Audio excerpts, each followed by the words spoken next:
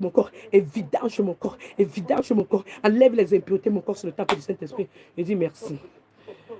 Alors, je scelle tous mes prières dans le sang de Jésus-Christ. Je veux dire merci. Je veux dire à un enfant de Dieu aujourd'hui, si quelqu'un t'a dit n'importe quoi, dis-lui que ce n'est pas toi qui m'as créé.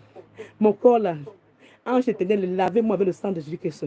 Ange éternel, enlevez toutes les malédictions qui ont été prononcées contre moi. Parce que moi là, j'appartiens à Jésus-Christ de Nazareth. Et Dieu a dit que quoi? Il a dit que quoi? L'enchantement ne peut rien contre Jacob. Moi là, je suis un enfant de Dieu. L'enchantement ne peut rien contre moi. Ni la divination contre moi, ni la divination. Aucune divination ne peut parler contre moi. Ma vie là, je vais accomplir ce que l'Éternel m'a envoyé sur la terre donné pour m'accomplir. Parce qu'il m'a dit qu'avant que je sois formé dans le sein de ma mère, il me connaissait déjà. Donc, Éternel, que ton règne domine toutes les forces du monde. Que la volonté de mon Créateur dans ma vie s'accomplisse par la volonté des méchants. Je dis merci. Alors, je dis merci à toutes les personnes qui sont ici.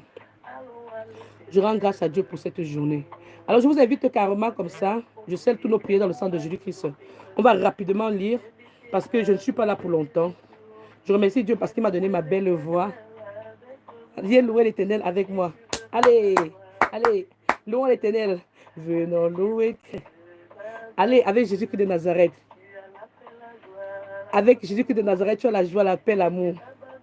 Jésus n'abandonne pas ses enfants. Venons prier à l'Éternel plus haut. Alléluia. Venons louer l'Éternel plus haut. Venons louer Jésus-Christ plus haut. Venons louer l'Éternel des armées.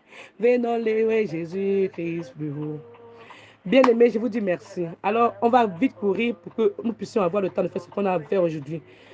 Alors, je vous invite à ouvrir le livre de Joël. Pour certaines personnes, vous allez aller après Daniel. Si vous avez déjà lu le livre de Daniel, le livre de Joël, c'est après Daniel. Donc, parce que je chante ici là tous les jours pour vous dire que quoi? Prions comme Daniel. On nous dit dans Daniel chapitre 6, verset, on nous dit que Daniel priait en genoux 3 fois par jour. Et il regardait, il priait, il regardait, là-bas, il levait les yeux à son Créateur vers la fenêtre. Donc, tu dois prier pour dire que Dieu qui a créé le ciel et la terre, toi qui as permis que je vois encore le souffle, que j'ai encore le souffle de vie, domine sur ma vie, que la lumière éclatante, brillante, rayonnante de l'Éternel des armées m'entoure, m'environne, que la gloire de l'Éternel m'environne, soit mon enveloppe pour détruire les œuvres du diable. Montre-les que tu m'as créé, Éternel des armées, et que c'est toi que je loue, Éternel des armées, toi qui as créé le ciel et la terre, le ciel c'est ton trône, la terre c'est ton marchepied. Fais de tous mes ennemis, Éternel des armées, mon marchepied, et donne-moi des pièces et des mains semblables à des reins polis. Transforme mon corps en une colonne de fer, un mur de reins, une ville forte. Quel que soit le nombre de mes ennemis, ils ne me toucheront pas. Parce que ta parole dit que 1000 tombent à mon côté, 10 000 à ma droite, je ne serai pas atteint. Alors je prie pour que la lumière brille, brille, brille, et que les anges d'Éternel campent autour de nous, parce que nous, on craint l'Éternel. Nous nous levons les mains pour dire, je t'aime, ô Éternel, ma force. Éternel, mon bouclier, mon rocher, ma force qui me sauve. Je m'écris loué sur l'Éternel, je suis délivré de mes ennemis. Alors je vais te dire encore aujourd'hui, loue ton Créateur. Je vous ai dit d'ouvrir Joël chapitre 1, on doit être très rapide. Joël chapitre 2, autant pour moi. Vous pouvez lire Joël chapitre 2 et 1, c'est pas, et 3 même, c'est pas beaucoup. D'accord?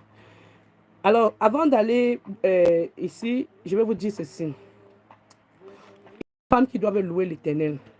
Et il y a des gens qui veulent leur dire que tu ne peux pas louer l'Éternel. Mais moi, je vais dire à quelqu'un aujourd'hui que nous devons louer l'Éternel. Alors, nous allons commencer à parler de Joël chapitre 2 aujourd'hui. Et je vous en prie, prenez le temps de lire ces versets-là. Joël 1, 2, 3, c'est pas beaucoup. C'est un peu. Donc, je vais faire un peu, pour que le Seigneur soit aussi content. Encore plus content. Joël chapitre 1, on dit, la parole de l'Éternel qui fut adressée à Joël, fils de Pétuel. Écoutez ceci, vieillard. Prêtez l'oreille, vous tous habitants du pays.